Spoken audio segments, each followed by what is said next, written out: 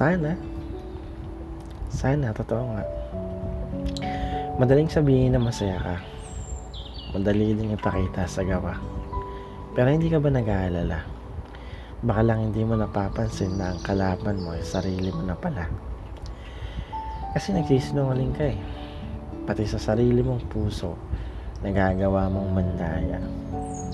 May tanong ako, okay lang ba? Sagutin mo man o hindi, okay lang, bahala ka na.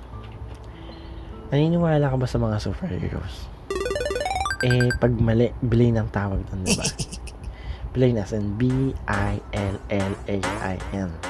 Search mo lang sa Google kung anong pronunciation nun. Basta kalaban yun. Ibig sabihin kaya rebelde, something like that. Okay. Ako kasi naniniwala ako ng hero natin, yung sarili natin. Siyempre, siguro yung source of strength natin. Minsan dumadating sa tao yung point na meron silang gustong masaktan para lang yung pakiramdam nila gumaan.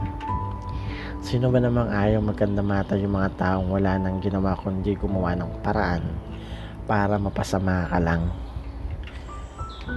Pero kung totoo nga na ang hero natin ay sarili natin, diba hindi naman makatwira na maging isang bilhin o kalaban?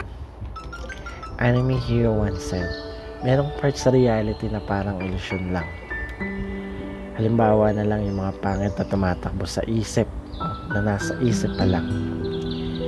Tama ka man o mali, hindi magandang manatili sa mga bagay na isa palang pakiwari.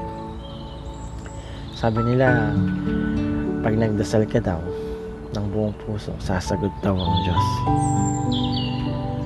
Kapag iniyak mo daw sa Kanya, ulitin ko, kapag iniyak mo daw sa Kanya, sa inyo na pwede na siyang kumilos. Kapag binigay mo sa Kanya lahat ng mabigat, yun naman daw ang sign na nagkakaintindihan kayo ng Diyos. Pero yun mo sa lahat at dinami-dami ng tao dito sa mundo, sa'yo nakalingon ng Diyos. Pero hindi ka pa daw niya kukunin.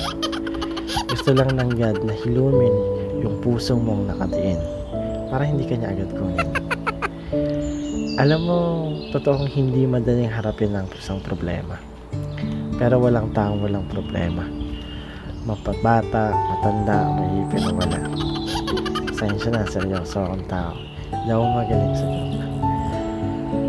Ang masasabi ko lang, kung ang tumatakbo sa utak mo ay kalungkutan o kalokohan, binili mo yan. At kung kaya mo palang piliin yung tatakbo sa utak mo, doon ka na lang sa kasiyahan na nasa tamang katwiran. Ako lang to, payong kaibigan from Artisan.